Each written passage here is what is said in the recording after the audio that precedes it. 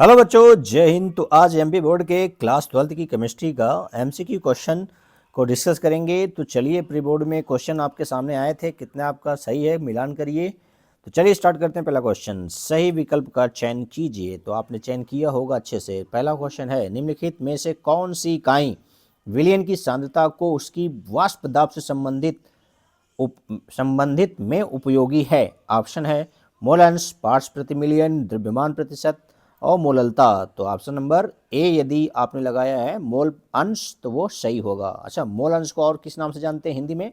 मोल प्रभाज भी जानते हैं। तो चलिए अगला प्रश्न है दूसरा, प्रतिरोध का व्युत्क्रम है। व्युत्क्रम मतलब उल्टा है। ऑप्शन है प्रतिरोधकता, चालकत्व, चालकता, सेल स्थिरांक। तो आपने ये तो जरूर दो चीज को नकार दिया होगा, लेकिन दोनों में कन्फ्यूजन बना होगा, चालकत्व की चालकता। तो अधिकांश लोगों ने लगाया है चालकता, जबकि इसका आंसर है चालकत्व। चालकता से कन्फ्यूजन इसलिए है कि ये विशिष्ट चालकता को चालकता भी बोल देते हैं, कप्पा। लेकिन यहाँ पर पूछा है केवल प्रतिरोध, विशिष्ट प्रतिरोध होता तब चालकता होता। ठीक है, तो अधिकांश लोग गलत किए हैं, ऐसा मेरा मानना है। जरूरी नहीं कि गलत करेंगे, कुछ लोग अच्छे से पढ़ते हैं, ध्यान से पढ़ते हैं। कैडमियम किस संकर श्रेणी का तत्व है? ऑप्शन है 6D, 5D, 4D, 3D। तो जल्दी बताइए, कैडमियम CD है। एटॉमिक नंबर इसका 48 वाला होगा। 4D का है सीरीज। ठीक है ना? तो आपको याद है ना, पढ़ते हैं ना क्या क्या। जिंक कौन कौन से जो संक्रमण तत्व नहीं है, बताइए जल्दी से। जिंक, कैडमियम, मरकरी, क्या क्या है? 30, 48 और 80। ये क्या है? संक्रमण तत्व तो नहीं है। क्यों? क्योंकि D10 कंप्लीट है, सामान्य और +2 ऑक्सीडेशन स्टेट में। ठीक है ना? चलिए अगला, वाइनिल हैलाइड में जिस कार्बन से हैलोजन जुड़ा होता है उसका संकरण क्या होता है? ऑप्शन दिया है sp, sp2, sp3, dsp2। तो विनाइल क्लोराइड, अब जानते हैं कि डबल बॉन्ड से कार्बन डबल बॉन्ड होता है और उसी से लगा होता है हैलोजन। तो वो उसका जो संकरण होता है वो क्या होता है? sp2 होता है। ठीक है, तो ऑप्शन नंबर किस में दिया है? बी में दिया है। ठीक है, अगला क्या है? कार्बोलिक अम्ल। कार्बोलिक अम्ल किसको कहते हैं? फिनॉल को, फेनिल बेंजोएट को, फेनिल सैलिसिलेट को, फेनिल एसीटेट को। तो ऑप्शन नंबर ए आपने लगाया है फिनॉल। इसको आपको कॉमन नेम इसका क्या है?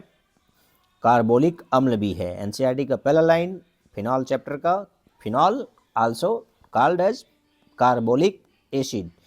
चलिए अगला पांचवा, मेथिल कीटोन की पहचान निम्न में से किस परीक्षण से होती है? मेथिल कीटोन का मतलब CH3 और C के साथ O लगा हो, चाहे वो OH हो या CO हो, कुछ भी हो सकता है। तो मेथिल कीटोन को पहचानने के लिए ऑप्शन किस परीक्षण का प्रयोग करते हैं? यहाँ अभिकर्मक का नाम लिखा है, सीप अभिकर्मक, टॉलिन अभिकर्मक, आयोडोफार्म अभिकर्मक, फेलिंग अभिकर्मक। तो आप जानते हैं कि टॉलिन और फेलिंग एल्डिहाइड RCHO और कीटोन को विभेद करने के लिए क्या किया जाता है? चेक किया जाता है। ठीक है, और सीप अभिकर्मक एल्डिहाइड के लिए आयोडोफार्म टेस्ट COCH3 यानी CH3CO कार्बन, इसको बोलते हैं मेथिल कीटोन को जांचने के लिए किया जाता है। तो ऑप्शन नंबर किस में है? स में है। स आयोडोफार्म परीक्षण इंपॉर्टेंट है। इंपॉर्टेंट तो आप जानते ही हैं, आपको आ गया है, एग्ज़ाम में आप दे चुके हैं, आपके सामने से क्वेश्चन गुजर चुका है, फिर से बोर्ड परीक्षा के लिए पूछे जा सकते हैं, इसलिए हम इसको दोहरा रहे हैं। अगला प्रश्न, रिक्त स्थानों की पूर्ति कीजिए। पहला प्रश्न है, ताप के बढ़ने पर किसी गैस की द्रवों में विलेयता डॉट डॉट क्या भरेंगे? घटती है। क्या होती है? घटती है। अधिकांश लोग बढ़ती लिखे हैं। गैस की द्रवों में विलेयता क्या होगी? विलेयता मतलब घुलनशीलता। ताप बढ़ाएंगे, टेम्परेचर बढ़ाएंगे तो गैस भागेगा ना, तो भागेगा तो कम ना घुलेगा, तो घटती है। ठीक है ना? चलिए दूसरा प्रश्न है, Cu+2 2 इलेक्ट्रॉन ये दे रहा है, कॉपर सॉलिड बना रहा है। अर्ध अभिक्रिया, कैसी अर्ध अभिक्रिया है? अपचयन। क्या है? अपचयन यानी रिडक्शन हो रहा है, इलेक्ट्रॉन का लेना, अपचयन। ठीक है, क्लियर? ठीक। नेक्स्ट, सांद्रता की इकाई है। तो सांद्रता को कई टर्म में भी बताया जा सकता है, तो यहाँ कोई भी इकाई लिख सकते हैं मेरे अनुसार। मोल प्रति लीटर सबसे फेमस है, मोल लीटर इनवर्स या मोल प्रति लीटर, ये सबसे कॉमन है। इसके अलावा ग्राम प्रति लीटर, नॉर्मलता में ग्राम इक्विवेलेंट प्रति लीटर, ठीक है। और कोई भी लिख सकते हैं इसमें ज़रूरी नहीं है, क्योंकि यहाँ पर सांद्रता की इकाई पूछा है, तो जनरली आप मोल प्रति लीटर में व्यक्त करें तो ज़्यादा अच्छा रहेगा। लेकिन और व्यक्त करने की जो मतलब 8 विधियाँ, उनमें से कोई लिख सकते हैं यहाँ पर। अगला है Cr3+ में अयुग्मित इलेक्ट्रॉन हैं, कितने हैं भाई? तो Cr3 का इलेक्ट्रॉनिक कन्फिग्रेशन करेंगे तो क्या आएगा?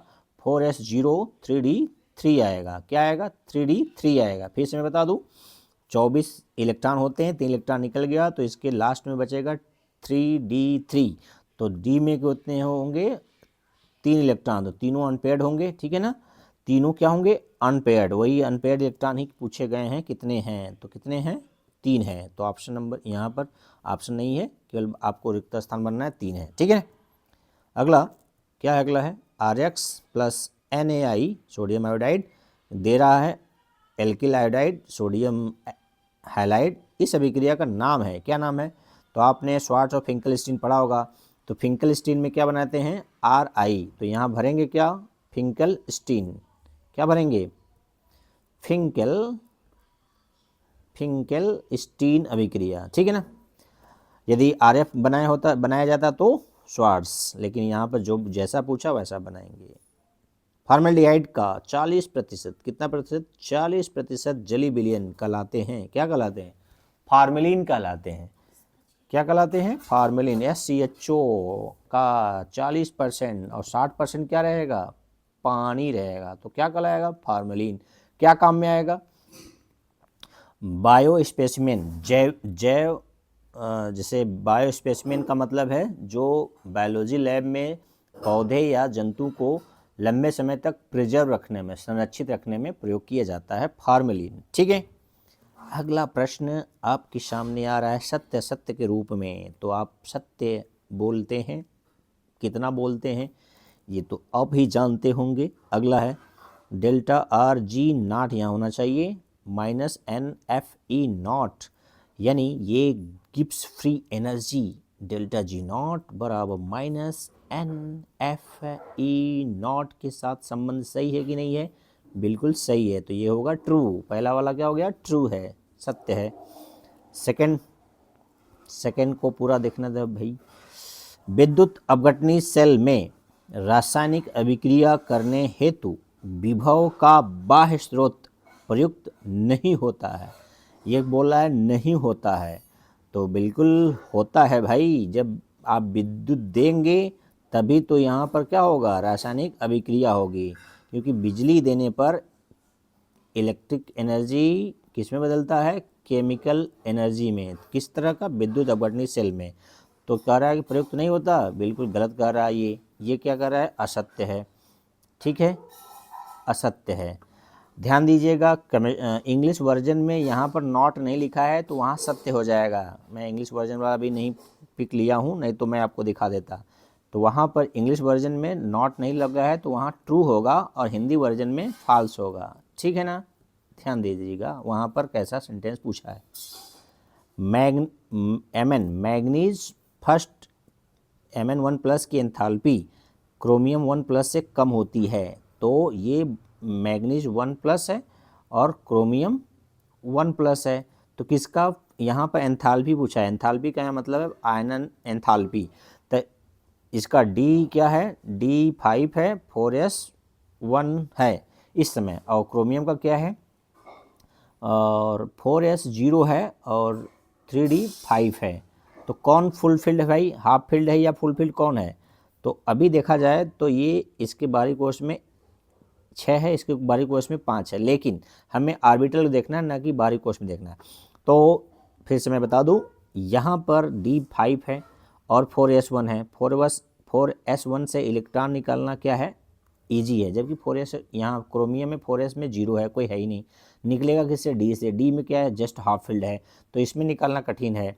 तो यहाँ पे बोल रहा है आयनाइजेशन 1+1+ होने के बाद, ठीक है। तो क्रोमियम का ज़्यादा होगा और मैग्नीज का कम होगा। तो ये कह रहा है सत्य, यहाँ पे हो गया ट्रू, ठीक है। कुल मिलाकर आंसर है इसका तीसरे का ट्रू, पहले का ट्रू, पहले का ट्रू, दूसरे का फॉल्स, ठीक है। और चलिए चौथे का देखिए, ग्रेबियल थैलामाइड संश्लेषण से एरोमेटिक एमीन बनाई जा सकती है, तो ये बोल रहा है गलत, फॉल्स है। सुक्रोज अल्फ़ा डी ग्लूकोज व बीटा डी फ्रक्टोज से बना होता है, बिल्कुल सत्य है। अल्फ़ा डी ग्लूकोज होता है 1 मोल, और 1 मोल क्या होता है, बीटा डी फ्रक्टोज होता है, दोनों मिलते हैं तो 1 मोल सुक्रोज बनता है। बार बार पढ़ाया गया होगा, आपको प्रैक्टिस भी करा रहा हूँ मैं। नहीं समझ में आ रहा है तो फिर से पढ़िए जाइए, क्योंकि आप जो कर चुके हैं प्री बोर्ड में तैयारी वो अच्छी नहीं है। चलिए अगला, मैग्नीज का किससे संबंध है, सही जोड़ी बनाना है तो +7 होता है, यानी इसका द हो जाएगा, ठीक है। K4FeCN6 का चार्ज कितना हो जाएगा, इसमें मेनली आयरन का ऑक्सीकरण संख्या कितना होता है, +2। और ट्राई मेथिल एमीन का जो संरचना होता है पिरामिडल होता है, अमोनिया जैसा। ग्लूकोज क्या है, एक एल्डोस हेक्सोज है, और फ्रक्टोज क्या है, कीटो हेक्सोज है, ठीक है। बात समझ में आया, फिर से मिला दूँ, जल्दी देखिए, फिर से देखिए, मिलान करने वाला, Mn का E, K4FeNC6 का गलत बता दिया, फिर से देखिए, Mn का क्या होगा, द +7 वाला, ठीक है। और K4FeNC6 का E होगा +2 वाला, ट्राई मेथिल एमीन का A होगा पिरामिडल, ठीक है, पिरामिडल। और ग्लूकोज का एल्डोहेक्सोज ब होगा, और फ्रक्टोज का स होगा, ठीक है। क्लियर है, एकदम क्लियर पिक्चर बन रहा होगा। हालांकि आपसे बन गया है, प्री बोर्ड आपके लिए एक अपने को चेक करने का एक मौका था, आपने चेक कर लिया अपने आप को। चलिए तो 5वां क्वेश्चन करते हैं। 5वां क्वेश्चन में है, एक वाक्य में उत्तर लिखना। MP बोर्ड बहुत आसान बोर्ड, बहुत ही आसान। 1 किलोग्राम विलायक में उपस्थित विलेय के मोलों की संख्या को क्या कहते हैं, तो स्मॉल m कहते हैं। स्मॉल m को क्या कहते हैं, मोललता, क्या कहते हैं, मोललता। अधिकांश लोग इसको मोलरता करके आए हैं, तो जो सुधारना है तो अभी सुधार लीजिए, बोर्ड बचा हुआ है। चलिए नेक्स्ट है, सेल स्थिरांक की इकाई लिखिए। तो सेल स्थिरांक G* क्या होता है, L/A होता है। L क्या यूनिट होता है, सेंटीमीटर, और एरिया क्रॉस सेक्शन का होता है सेंटीमीटर²। 1 सेंटीमीटर कैंसिल होगा, बचेगा 1/सेंटीमीटर। ऊपर लिखेंगे सेंटीमीटर इन्वर्स हो जाएगा, तो सेंटीमीटर इन्वर्स लिख सकते हैं, या प्रति सेंटीमीटर, ठीक है, या मीटर इन्वर्स लिख सकते हैं। अगला है क्या अगला है, वेग बराबर K(A)x B(y) के लिए अभिक्रिया कोटि की गणना कीजिए। तो जो वेग समीकरण दिया है ना, तो पावर जो है A के पावर में कितना है x, B के पावर में क्या है y, तो अल्फ़ा कितना है, अल्फ़ा प्लस बीटा करते हो या x प्लस वाई करते हो, तो x प्लस वाई कर दीजिए। जितना आपका घातांक रहेगा वही क्या होता है, उसका कोटि होता है, ठीक है ना। तो ऑप्शन थर्ड का x प्लस वाई हो जाएगा कोटि, ठीक है। अगला इम्पॉर्टेंट, निम्नलिखित को प्राथमिक, द्वितीयक एवं तृतीयक अल्कोहल में वर्गीकृत कीजिए। किसको वर्गीकृत करना है, जो आपको डायग्राम में संरचना दिया है। तो देखिए यहाँ पर थोड़ा सा छोटा हो गया, 3 डिग्री है, क्योंकि जिस कार्बन से OH लगा है वह कार्बन कितने कार्बन से जुड़ा है, 3, और बीच वाला जो B है वो प्रथम कोटि नहीं, ये तृतीयक हो गया, यानी 3 डिग्री। बीच वाला B है 1 डिग्री, और C वाला है आपका 2 डिग्री, ठीक है। तो फिर से मैं बता दूं, ये है 2 डिग्री, ये है 1 डिग्री, ये है 3 डिग्री। क्यों, क्योंकि OH जिससे लगा होगा वो कार्बन कितने कार्बन से जुड़ा है उसको देखते हैं, ठीक है, आसान। अगला, एस्टर का पानी के साथ उपरोक्त समीकरण के उत्पाद लिखना है, यानी अम्लीय जल अपघटन कराना था इसका। तो क्या बनेगा, C2H5OH एथेनॉल बनेगा, और एसिटिक एसिड बनेगा। कितने कार्बन है, 1 2, और 2 इधर हो गया, 2 इधर, तो 2 कार्बन का एथेनॉल और 2 कार्बन का एसिटिक एसिड। तो ये हो गया एस्टर का जल अपघटन, ठीक है। तो आपको आंसर पता हो गया, 28 क्वेश्चन हो गया ना। तो आपको 28 में से कितने बने हैं कमेंट करिएगा, ठीक है। कोई डाउट है तो पूछिएगा। तो प्री बोर्ड में आपका लेवल तय हो गया, तय नहीं हुआ, अभी आप सुधार की गुंजाइश है, तो गुंजाइश को बढ़ाइए, अपने सुधार को करिए और बोर्ड को अच्छे से लीजिए, ताकि ये हमेशा हमेशा के लिए आपको नंबर आपके 12th में छप जाएंगे, जो आपको हर जगह लगाएंगे तो आपका दिखेगा। तो चलिए इन्हीं शब्दों के साथ वाणी को विराम, फिर मिलते हैं अगले एक्सरसाइज के साथ। प्रैक्टिस सेट सीबीएसई बोर्ड के चल रहे हैं, चाहें तो आप उसको प्रैक्टिस में इन्वॉल्व हो सकते हैं और न चाहें तो आपकी तैयारी जैसी चल रही वैसे चलने दीजिए।